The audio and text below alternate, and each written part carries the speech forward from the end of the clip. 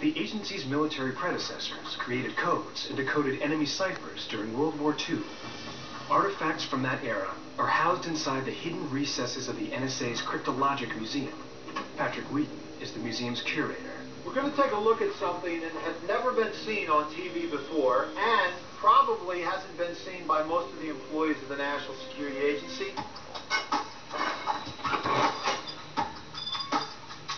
This is the vault of the National Cryptologic Museum.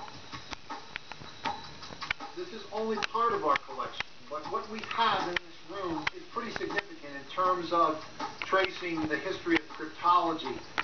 The vault houses one of the largest collections of historical code-making and code-breaking equipment in the world.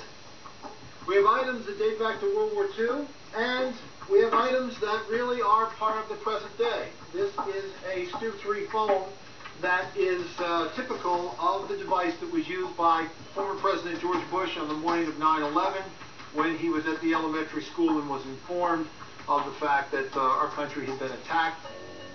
By using the Stu-3, President Bush was able to communicate critical orders through a secure connection, encrypted over a standard telephone line.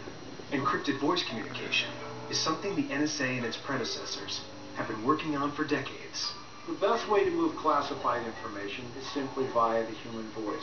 Prior to 1943, there were no devices that were available that would provide for secure voice. In 1943, the United States, in conjunction with private industry, was able to produce Sig Sally, which you see here. Sig Sally was the very first secure voice network. This device, when it was up and running, weighed 65 tons. It also required 15 people to operate it.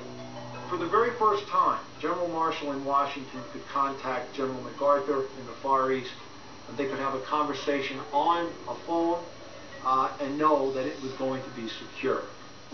During World War II, Nazi Germany utilized their own encryption device that they too believed to be unbreakable, the infamous Enigma machine.